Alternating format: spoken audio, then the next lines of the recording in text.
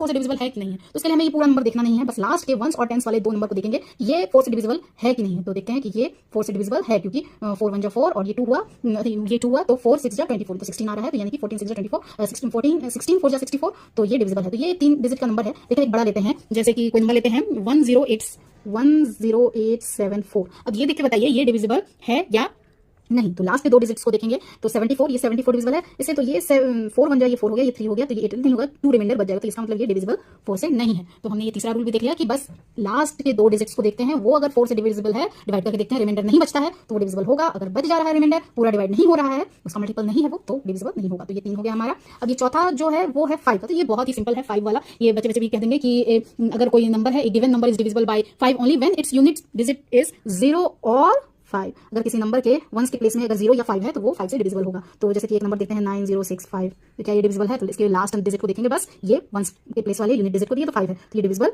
होगा। इसी की जगह अगर 0 हो 800900, तो क्या ये डिविजिबल है? तो लास्ट में 0 है, ये डिविजिबल होगा। लेकिन इसकी जगह इन दो डिजिट्स के अलावा कोई और अगर होगा डिजिट, तो वो डिविजिबल 5 से नहीं होगा। किसी और से हो सकता है लेकिन 5 से नहीं होगा। तो ये हमारा 2 3 4 और ये 5 भी कंप्लीट हो गया हमारा डिविजिबिलिटी टेस्ट में। तो चलिए अब नेक्स्ट जो है हमारा वो है हमारा 6 को कैसे देखेंगे कि 6 कैसे डिविजिबल होगा या है कि नहीं है। उसके लिए हमें दो टेस्ट करने होंगे 6 के लिए। तो पहला टेस्ट जो है वो हम देखेंगे कि वो उसके लिए दो होगा कि एक तो वो 2 से भी होना चाहिए डिविजिबल और हमारा 3 से भी होना चाहिए डिविजिबल। अगर कोई नंबर है जो 2 से भी डिविजिबल है एंड 3 से भी डिविजिबल है तो वो 6 से भी डिविजिबल होगा। तो 2 का आपको याद होगा कि यूनिट प्लेस पे अगर 0 2 4 6 8 में से कुछ भी है तो 2 से डिविजिबल है, और अगर वो नंबर जो नंबर है उसके डिजिट्स का जो सम है वो अगर 3 से डिविजिबल है तो 3 से डिविजिबल होगा। तो 6 के लिए चलिए एक नंबर लेते हैं 636। क्या ये 6 से डिविजिबल है? ये आपका समझने के लिए बस ये सिंपल नंबर लिया है, आप कितना भी बड़ा नंबर ले सकते हैं।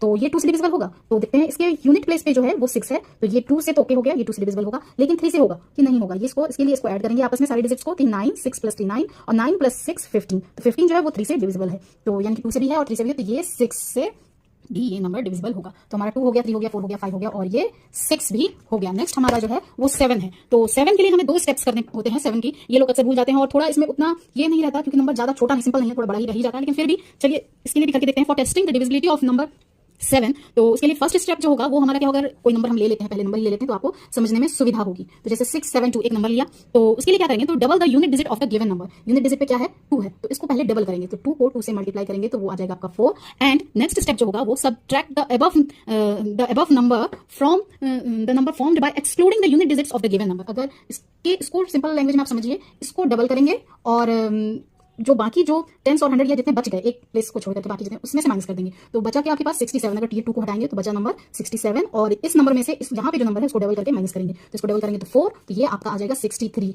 अब ये 63 को देखेंगे कि ये 7 से डिवाइड होता है कि नहीं।